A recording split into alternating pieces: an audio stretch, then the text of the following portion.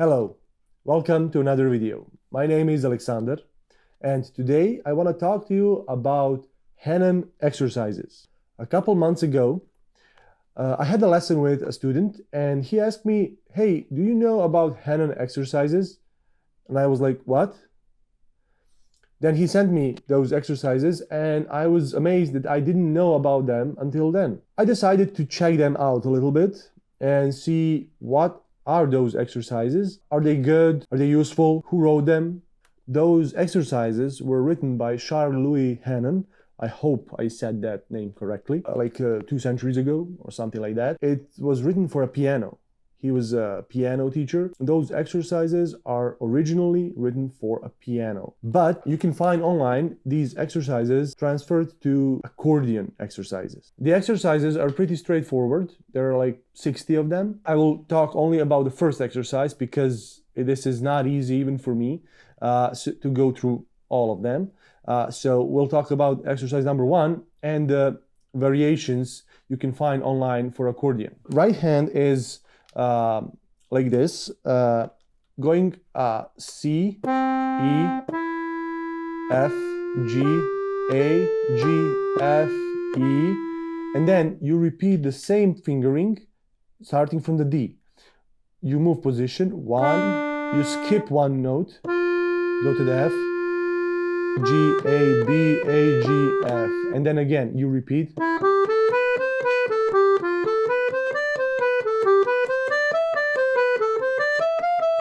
Okay, and you go all the way to the next G. Well, not the next G. Actually, you can go 2 octaves G. And then when you go there, you go back, going 5, 4, but you skip 1 again, G, E. Then go F, D, C, B, A, B, C, D. Again 5, skip 1, and you go back down.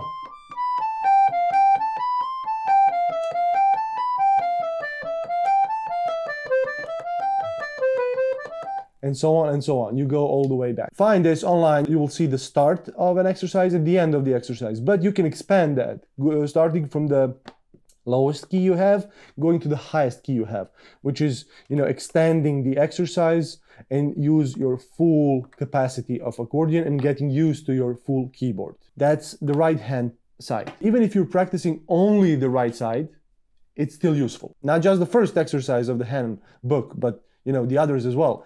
You can go through the right side and it still will be useful. Now, when we talk about the bass, that's where we have multiple versions. The easiest one is where you play the first note of the sequence. So it's C. See that? You repeat C twice. Then go to the D. Go to the E. F, G, A, B, C, and all the way down. Going the same way back. Going from the G, F, E, D, C, and all the way down. And that's the easiest version you have for beginners. Still very useful. I recommend it. Let's say if you can achieve 120 beats per minute, that's good. That's great. You can move to the next exercise. Of course, going even faster, why not? Go as fast as possible, but make sure on the treble side to play all the fingers the same, all the notes, all the fingers the same way. So you don't get to play, to mixed articulation. No, the goal is to have all of those fingers the same articulation. Or if you go faster, and so on and so on.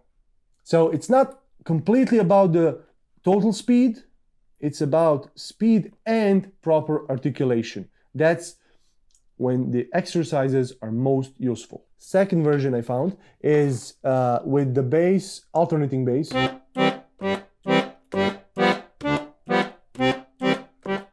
Okay, and it's C major with a G. Then going to the G7. In the notes I have, it's in reverse, going from the D, G7, G, G7, going back to the C, again to the G7, again to the C, then F major, D and G7, C. And playing both hands, it would sound something like this.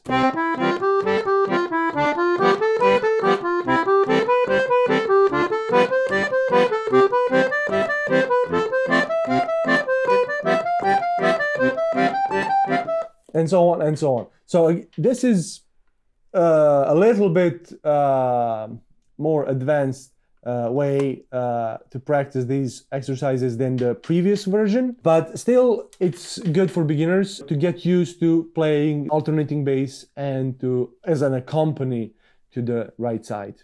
Also very useful. The third version I found is, well, actually it's the same as piano version, only to play in the bass the same melody you play on the right side. So if it's here C, E, F, G, A, G, F, E, on the bass would be, that's the really advanced one. And when I say advanced, you don't need to be advanced player to try these exercises. You can just aim for more advanced. Stick with one exercise until you're ready to move to the next one. If you are advanced player, you can practice 10 exercises at once if you can. That's great. But if you're, let's say, intermediate and you want to boost your bass, your left hand fingers, then stick with one exercise, then move to the next, and then to the next, step by step. Still, you will make a lot of progress. The technique will show in the songs you play. You will notice difference. The fingering might be tricky, but it doesn't have to be. It resembles the scale, but it's not possible to always play the fingering from the scale, from the C major scale. It starts with 3, 4, 5, 3, 5, 3, 5, 4, okay? Okay. Now the second one would be 2, 5, 3, 5. See, 2, 5. And then you go from the third finger G, like the scale. Okay. Then you go E, G, 4, 3, 5, 3, 4, 3, 5, 3. Okay. And then going from the F to the A, 4, 5. And this one is tricky. Again. Okay, and then you have G, B, C, D, E, D, C, D, okay. Okay, then going A, E, no, A, C, sorry.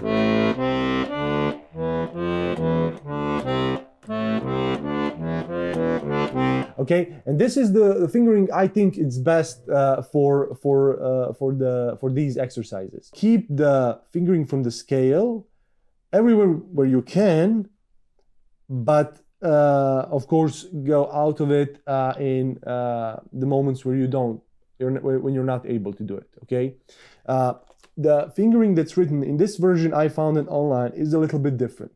Let's go 3, 4, 5, 2. Okay, and it might be easier. It might be easier because you're using fingers that are most comfortable. But I think holding the fingering from the scale whenever it's possible, it's easier to stay in the fingering, because if you're practicing the scale, then you already know the fingerings, and also it will have the best effect for your fingers, like the best workout, best exercise. And no matter what fingering you choose or you write down, that's also an option, it will still be good for you. Okay, there isn't an option where this is not good for you. This is always good for you. especially if you can achieve speed and fluid playing. This is not easy for me, you should know that. I never played this. Maybe past half an hour I was checking this out. In those half an hour I noticed the pump in my left hand. Yes, my left hand is a little bit rusty, okay, but still it feels like it's good. Like it's something that whoever needs to improve their left hand should be doing 10, 20 minutes, half an hour every day, maybe before the workout they usually do, or maybe at the end of their workout.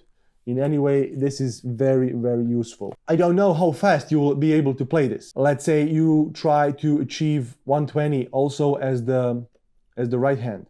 That would be great. That would be amazing. If not, it's okay. You can go with 100, 90, 80, it doesn't matter. Whatever you do, it will be useful. Let's see. Okay. Okay, this is a mistake.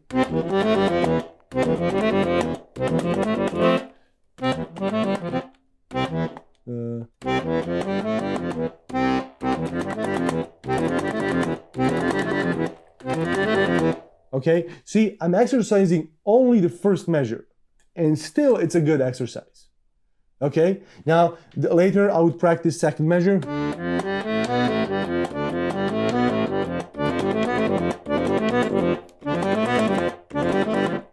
See that? Mistakes happening in fast tempo, they're not bad. They're just telling you you should probably slow down. So let's slow down. Okay, that's nice.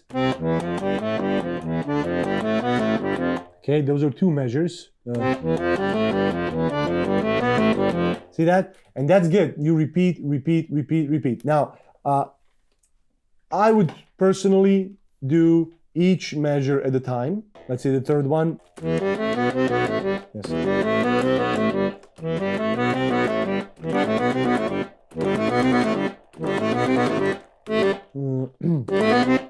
It's EG. Oops.